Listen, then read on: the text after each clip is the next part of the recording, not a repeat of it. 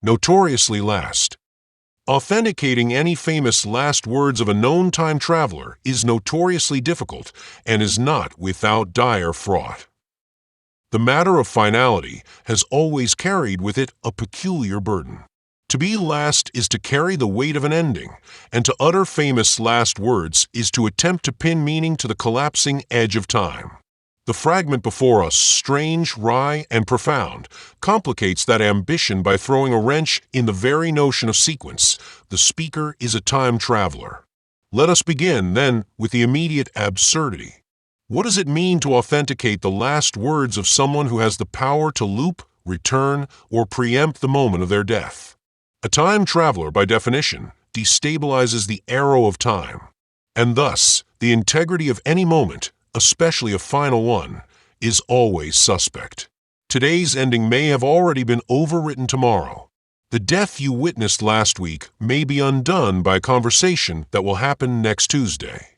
And so the phrase famous last words collapses under the weight of contradiction, not because words are false, but because sequence is unstable.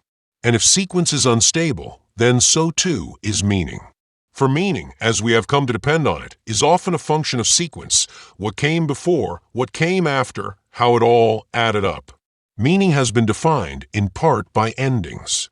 Tragedy is tragedy because it ends in ruin. Comedy because it ends in reunion. We think we know what something means once we have seen its final form. But what if there is no final form? What if the one speaking can leap beyond our frame of comprehension and return to revise their words, clarify a nuance, hide a dagger in the laugh line of a joke they told a decade ago? This is what makes the authentication of such words notoriously difficult. For what are we authenticating, really? The moment? The speaker? The intent? The outcome? Are we even sure the speaker is still the speaker by the time they speak? In the world of time travel, identity itself becomes a warped medium, smeared across decades like wet paint dragged by a child's hand across the walls of history. And yet, despite all this, there is still the desire to authenticate. That is the human thing. That longing to know the last thing that was said. To fix a closing phrase to a life.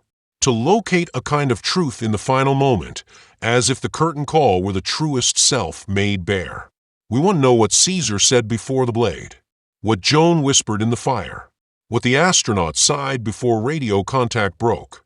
But if the speaker is a known time traveler, then we know too much, and also not enough.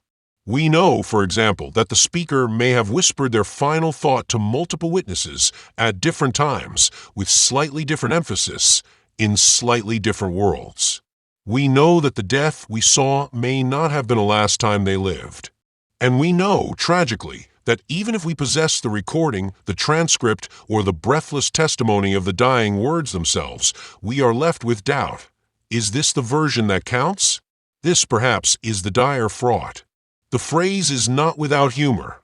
Dire fraught is not merely danger, but a kind of peril laced with pathos. Is the storm that arrives not only with lightning, but with irony.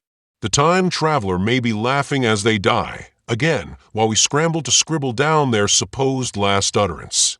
Perhaps they are already behind us, reading over our shoulder, correcting the punctuation of their own demise. Let us consider, then, what is truly at stake. If authentication is impossible, then we are left with stories. Not proofs, not certainties, but narratives, memories, the soft, decaying records of what was heard or seen or believed. We are returned to the realm of myth. And so the time traveler joins the pantheon of mythic figures, Christ on the cross, Socrates with the cup, Buddha beneath the tree. Each said something. Each moment is recorded. Each has been interpreted, doubted, canonized, weaponized, and reinterpreted again. But were they time travelers? Perhaps not in the literal sense.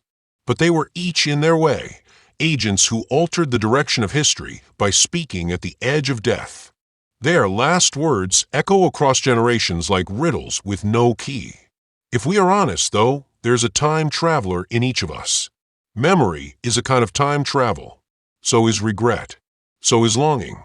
We jump backward to relive moments, forward to imagine outcomes, and in both directions we bend our present into something it might not otherwise be. The danger, the dire fraught, is that we might begin to treat our own most important moments as if they were stable, fixed, when in truth they are vulnerable to all the distortions of time, perception, and revision. A famous last word, once spoken, becomes a ghost. It is not the speaker, but it is not the speaker either. It is a haunting, a footprint of identity, left behind in a moment that refuses to stay still. And if the speaker has access to the machine of time, the haunting is amplified. A phrase may echo before it is spoken, or linger long after the speaker has departed from all known time. This is not metaphor. This is the reality of temporal rupture. And so we return to the fragment and see it now more clearly as a cautionary inscription. Do not be too sure of what you hear. Do not be too quick to claim what was really meant.